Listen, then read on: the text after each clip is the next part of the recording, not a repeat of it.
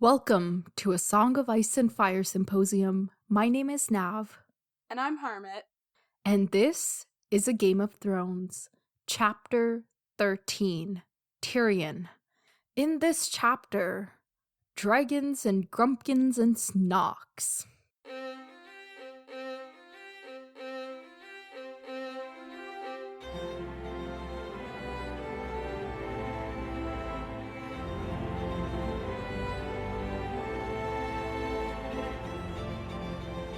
Welcome to the podcast, everyone. How are you, Hermit? I'm good. I'm very I don't really lively care. today. And just kidding, Okay, just kidding. moving on. We have been sillying it up in here with... Yeah, if a random, really terrible accent slips through, it's because we have been talking in a really bad accent for the last half hour, so Yes. forgive us. Yes. So, what did you think of the chapter? Not gonna lie, I was bored the entire time. There were some parts where it was like, I was like, oh, okay, this is heartfelt, I should be paying attention, but most of it, I was like, this is so boring. We could be, like, off fighting battle, and we're At not. least it was short. It was like That's true. 6 or 7 pages or something. Yes. Okay. But I realized that because of like the weather conditions in Winterfell and the Starks being one of our like main families, we're probably gonna get a lot of just traveling chapters because they have so much distance to go anywhere. So Yeah. I feel like within the series, there's just gonna be so many just traveling. Yes, there will be. So just prepare Yes. yourself, okay? All right. So do you want to do a little summary for us? I'll only give you 30 seconds this time because Okay. in the whole Literally chapter, nothing happens. one thing happens. Maybe one thing. Okay. I think 0 things happen, so I don't know. Okay. Okay. 3, 2, 1, go. Okay, so where they're traveling to the wall, and they're like kind of like, okay, let's like go set up camp or whatever. And Tyrion's like, well, I can't really help with that, so let me go read my little book. Read his book that he borrowed from the Stark's library. Anyways, he's reading his book, and Jon's like, oh yeah, why do you read? And then he pretty much explains to him that he's like, you know what, my mind is my mind is my weapon. I need to be able to exercise that weapon, and that's the moral of the story. Okay, that was 28 seconds and all right, Oh. I guess. Oh, I didn't even say Ghost getting mad and then Yeah, like, you didn't. Okay, so I got lost. all right, you get a second chance in going through the chapter. Okay, Start at the cool. beginning. So, It's not time though, so. okay, right, of course. Okay, so we start the chapter and we find out that Tyrion, Benjen, Jon are on their way, well, and a couple of newcomers, which we'll get to. They're on their way to the wall. Haven't gotten there yet. It's quite a tread. And so they had left the same day as the King's Party left for the north. And it's been No, the King's Party left for the south. They left for the north. My bad. Left for the south.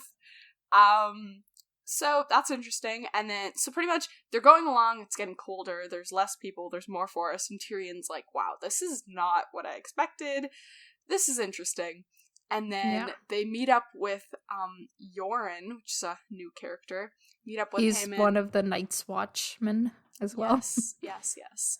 And there's like, in his party, there's like people who like raped people, and they're like, instead of being like punished, they're like, okay, we'll just go serve on the Night's Watch. They would have been castrated, but they chose to go to the wall instead. And Jon's not impressed with them. At this In point, fact, Jon's kind of he's- getting this like, he's like, it's not It's not Who the are the honorable yeah, placement I thought it was. Because he looks at his like uncle in like, you know, expensive furs and leathers and like all tall and Stark like, and he thinks, oh, that's what the Night's Watch is like, but instead it's not. not. It's really not, which is kind of sad, but you know. Yeah. And then so we find out that Benjen also does not like the Lannisters. He shares that sentiment with the better half of us. And so when they were traveling, Benjen The better was like, half of us? What do you mean by the better half of us? well, the people in the story who don't like the Lannisters are the ones I like. So they're the better half of the story. And the ones that don't like the Lannisters are the Lannisters, pretty much. Okay. So, all right. Except Tyrion, you seemed to like him last time. Yes, I do like him, but I don't. In my mind, he's not Tyrion Lannister, but Jaime is Jaime Lannister. So. Yeah, he pushed a kid out a window. He's kind of terrible. Yes. Anyway. But yeah, so tell me, how does that make you feel about Jaime Lannister? Him pushing a kid out of the window? Yeah. See, the thing is, he's what's it called? What's the word? When you're, he's like emotionless kind of sometimes, because his, oh my god, Hermit, articulate. Okay, so, obviously that makes me not like him, but I was thinking about it and I was like, okay, this is the man who was like, I don't know, just from the story, it seemed, from the previous narration, it felt like that, like when Tyrion was like, oh, he's the only one who would ever, like, talk to me or whatever, it felt like, I don't know, it felt like that was more just, like, it wasn't out of love. So I just feel like he just doesn't care. And even when they're talking about, like, powers, like, when him and Cersei are talking about, like, power stuff, he's like, oh, I don't really want to do that. Like, I feel like he just doesn't care about things. I think he's just desensitized to a lot of things. Okay, so in summary, he doesn't care. In summary, he doesn't care. And so does that make you like him more? No, it doesn't. Hate him no, more? I don't like him. I don't like him. But it makes... So it doesn't make you dislike him more either? It just whatever? No, it makes me dislike him more than I disliked him when we first met him, you know? Oh, okay. Like, because, you know, he pushed a kid out a window. Yeah, so I'm like, but the fact that he doesn't care. Although, when he was pushing Bran out a window, he did say, the things I do for love. So... Yes. So, I guess, yeah, but I feel like, yeah, that's fair. That's true. Okay. Anyway, well, back to the not like him anymore. Anyway, likable weird, Lannister. weird little, you know. Side note. Anyway, so Benjen offers Tyrion his fur, and he's expecting him to decline because, you know, that's what you do when you're trying to be polite. I'm gonna totally mess with him. But Tyrion's like, yeah, I'll gladly take it, and he's warm for the rest of the ride, whereas, you know, Benjen's probably cold now. Yeah. And so, Tyrion which made me happy that he was breaking all those, like, little polite gestures. I'm like, bruh, if you don't want me to take it, don't offer it. Yeah, because he says, the Lannisters never declined, graciously or otherwise. The Lannisters took what was offered, so... Graciously or otherwise. That's the interesting part. So if somebody's graciously, I agree with the Lannisters. Like, if someone literally offers you something and you still have to decline it, like, I'm glad that they've escaped that social construct. Okay. But other than that, I'm like, Lannisters, maybe. But if somebody's like, here's a piece of shit, I'm gonna throw it at you. It seems like they'll accept that as well, which, I don't know. Interesting. That's interesting. Because it says never declined. It doesn't say never declined a good thing. It just says never declined anything. That's actually kind of funny. I didn't think about that. That's interesting. Maybe we should go ask Tyrion. Anyway, so they're on their 18th night of this journey. Is interesting. Oh my god. This is like, Winterfell is the closest to the wall compared to the rest of the realm. And they're still 18 days away and nowhere close to the wall. So yeah, that's interesting. Wow. That's a tough journey. I would not want to take it. But yeah. So they're setting up camp and Tyrion's like, you know, I can't really help, so I'm gonna get myself out of the way, like you said. And he grabs his book and finds a little spot by it under a tree and starts reading. Turns out he's borrowed a few rare books from Winterfell. About dragons! Yeah, well, this specific one is about dragons. Because he's like and then he kind of goes from there and he kind of starts talking about, he's like, yeah, like, I'm obsessed with dragons. Yeah, he has a very unique, well, I don't know if it's unique, but he has an interesting fascination with dragons. Which is kind of funny, because dragons are the emblem of the Targaryens, and like, and his entire family is like, I guess Robert too, like then that's his family, because Robert's now kind of his family, but anyway, so his entire family's like despises the Targaryens, and he even mentions that he's like, yeah, it's funny because my dad was his hand of the king. Yeah, the hand of the king for 20 years. Yeah, he was the hand of the king. So what happened there? That, I mean, that's interesting. Maybe it was like, because, you know, obviously the Lannisters love power. They're doing all these things to, you know, get power. But maybe like when he was the hand of that king, he wasn't like the chosen one, you know what I mean? He wasn't the one getting all the positions and stuff. So maybe they were like, oh, with Robert, we can be the Warden of the West, Warden of the East. Like, we can work our way up. Like, maybe with that king, there was something preventing them from working their way up. Okay.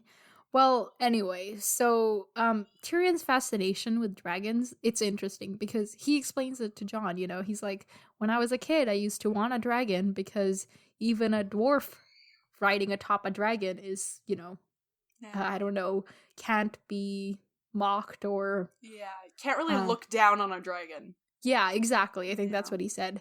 And then he's like, oh, also I wanted to burn my dad and my sister. I know, at this point I was like, oh my god, this man is so honest. Well, maybe he's exaggerating. Maybe he's exaggerating.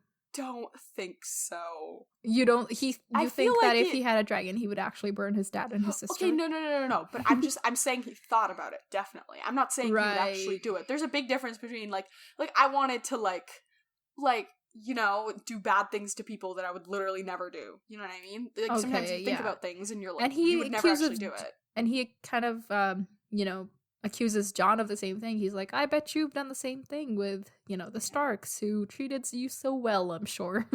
Yeah. I was like, ooh. Yeah, so he's talking about all the dragons and how when he first got to King's Landing, he went down to see the dragon skulls.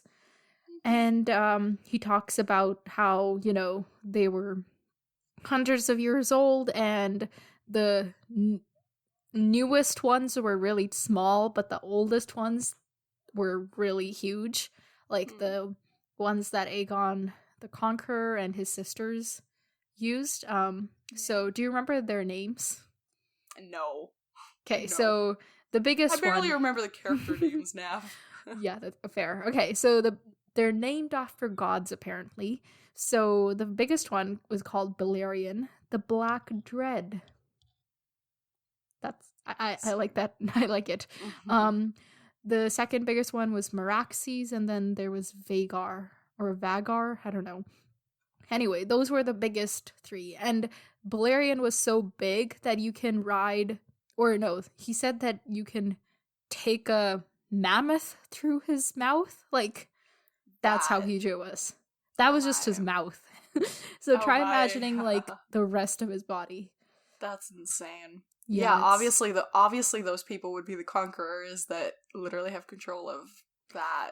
Yeah, because, like, when I think of, like, dragon, or, you know, like, when I think of what a dragon might be like, I think maybe, like, the size of, like, maybe 4 elephants or something. I don't know. Yeah. But this is way bigger than that, because... Yeah, so it's insane how huge those dragons must have been.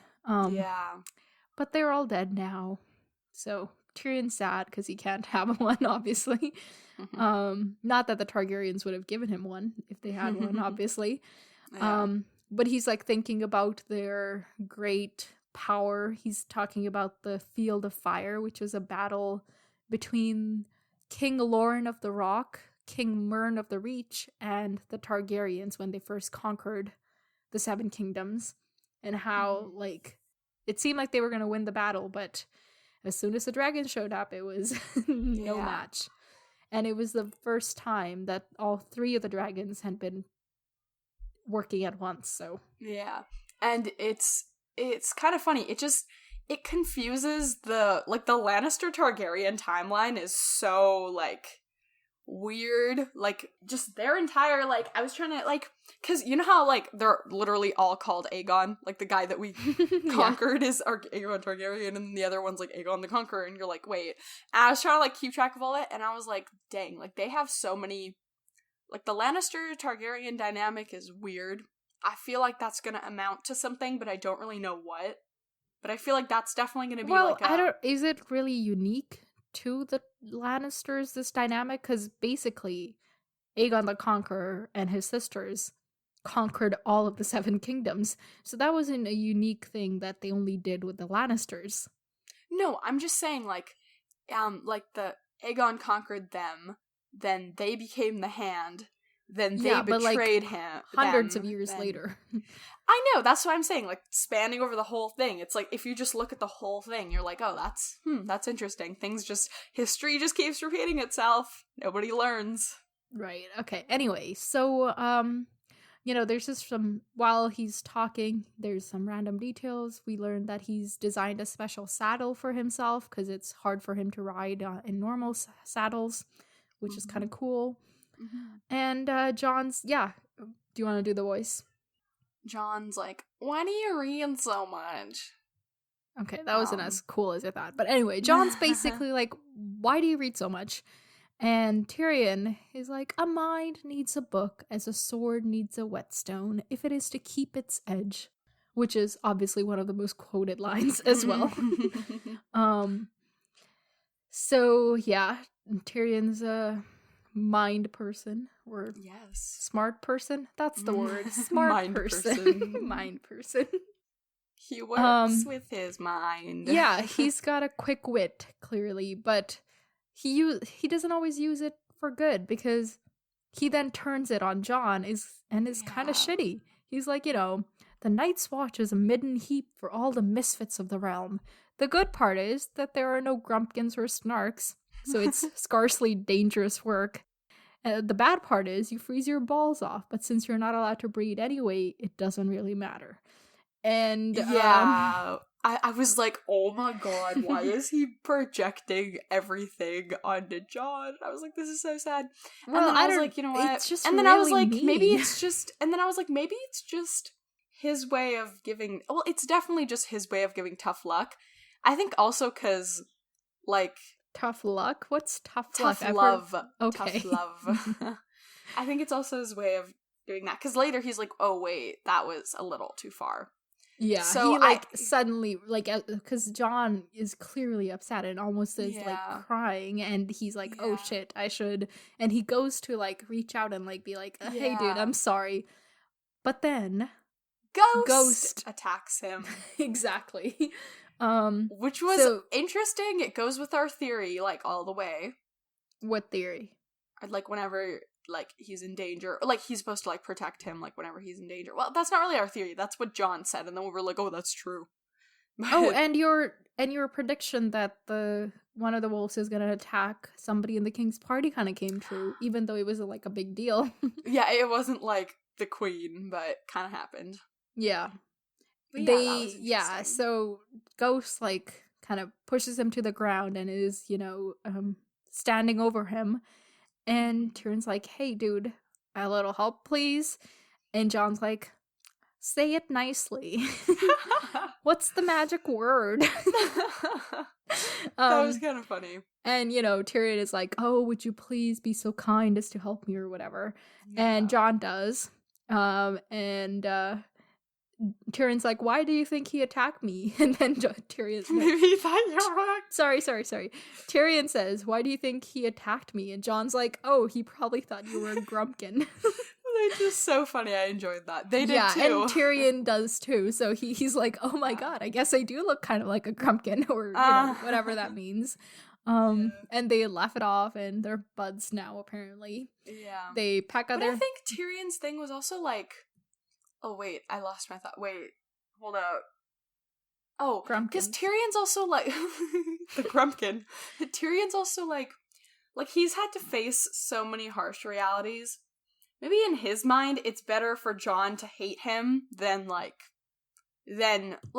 still not be prepared for what's to come. For what's actually going on. Jon at this point does admit the Night's Watch is kind of sucky, isn't it? Because the thing is even at because obviously Mr. Stark and all of them didn't want Mr. Stark.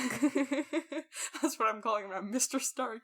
Mr. Lord Stark and all Stark. of them, Lord Stark. So obviously they want they don't want Jon to, because the thing was, they were like, oh, Jon wants to go? Oh, cool. Because in their mind, they're like, oh, people don't want to go to the, okay, he wants to go to the wall. So they probably didn't want to, like, you know, make him not excited for the wall. So obviously nobody really told him the truth.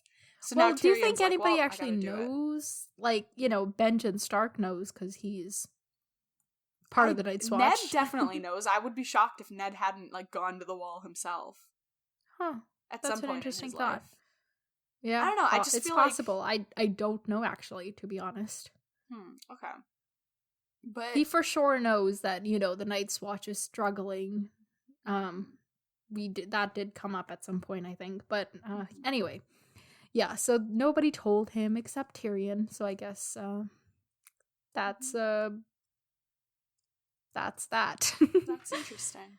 Now Jon knows, and he's got even more reason to be emo. No, I felt bad for him in this chapter. I was like, oh, Jon, it's okay. Yeah.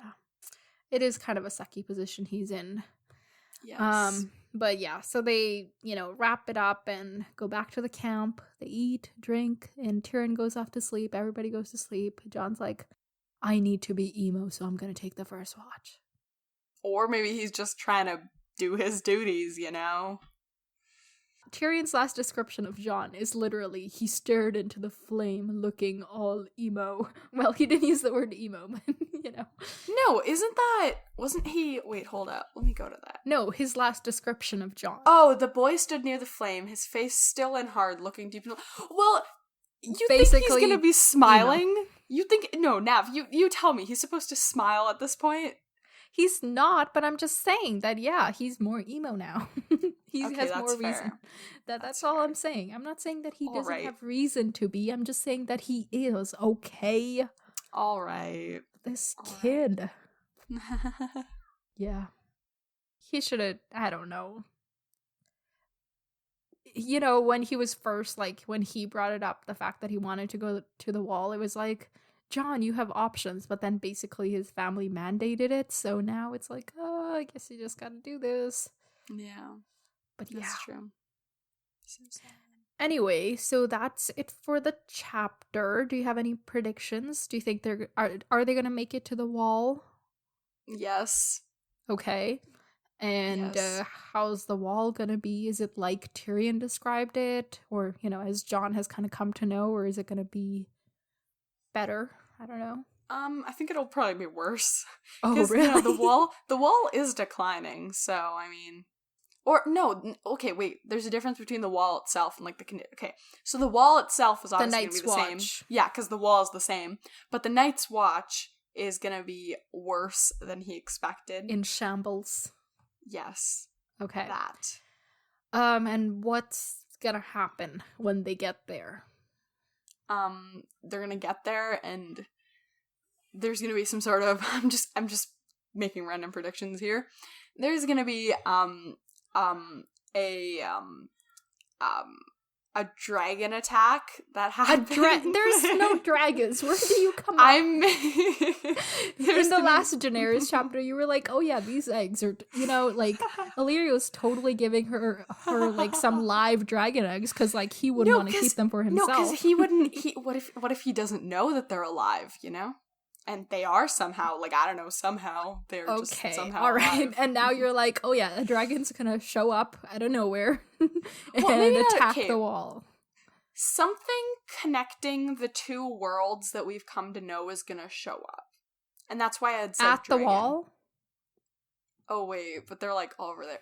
Okay. Maybe like a telegram. Because we've been getting a lot of those. No, not telegram, but like, no, like, you know, they don't get telegrams. They send a person, like a person telegram, you know?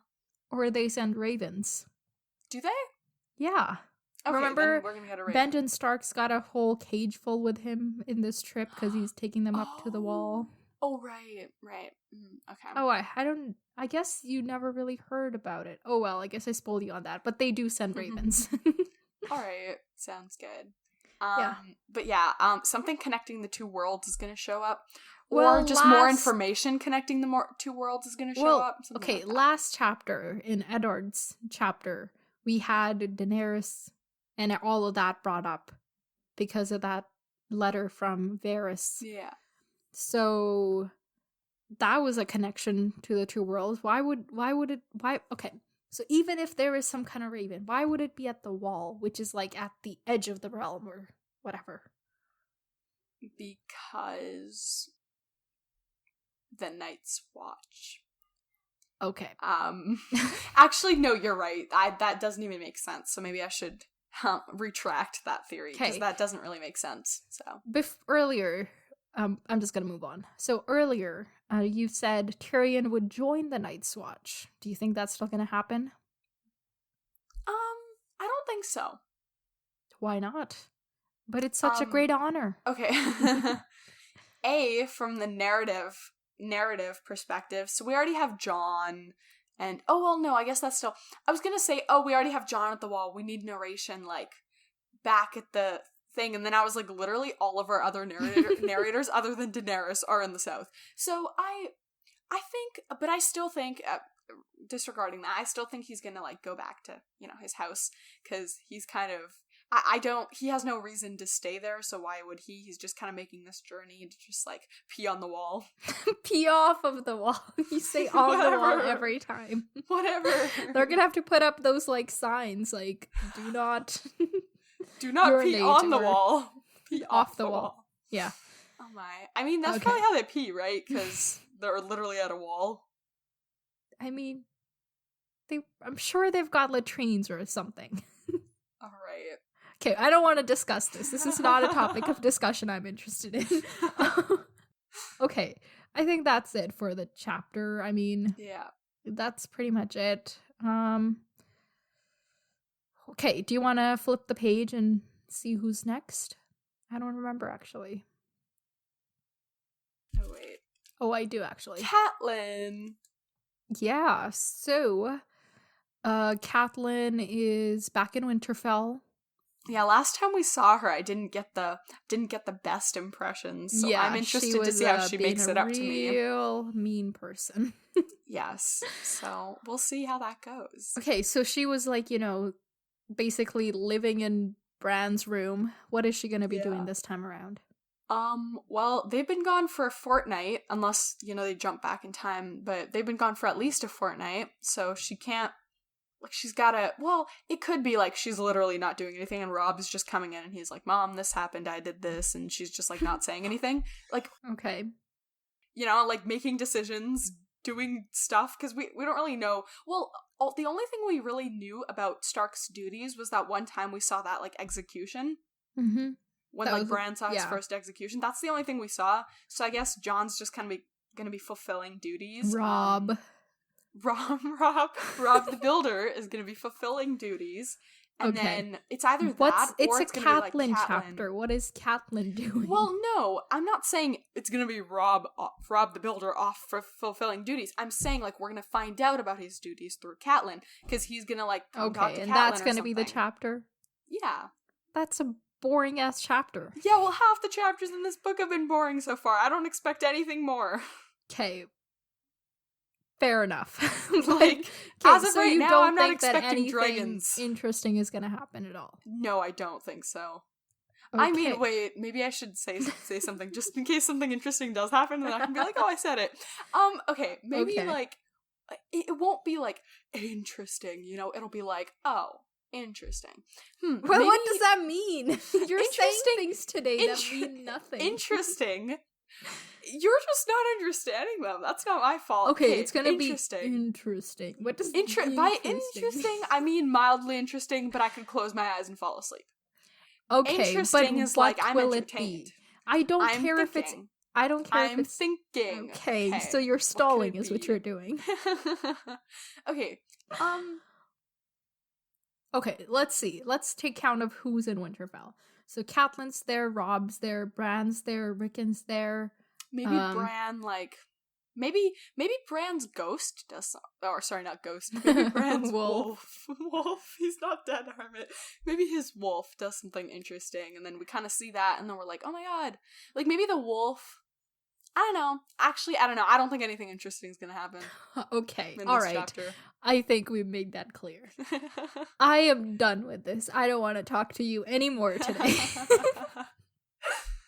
All right. Okay, we're just gonna wrap it up here because I think we've talked long enough about very little. Dungeons and Dragons. Okay. Anyway, some of us are very distracted today, in case you haven't noticed. So we're gonna wrap it up. As always, you can find us on our various social media. You can find us on Facebook and Instagram at Pop Culture Symposium, on Twitter at Pop Symposium, and our email is popculturesymposium@gmail.com. Our website /blog is popculturesymposium.tumblr.com. All of those links are in the show notes below, so check them out. Let us know what you think. Tell us how we can rein it in during these random tangents. And yeah, I think that's everything. Until next time, farewell, my friends. Talk to you later.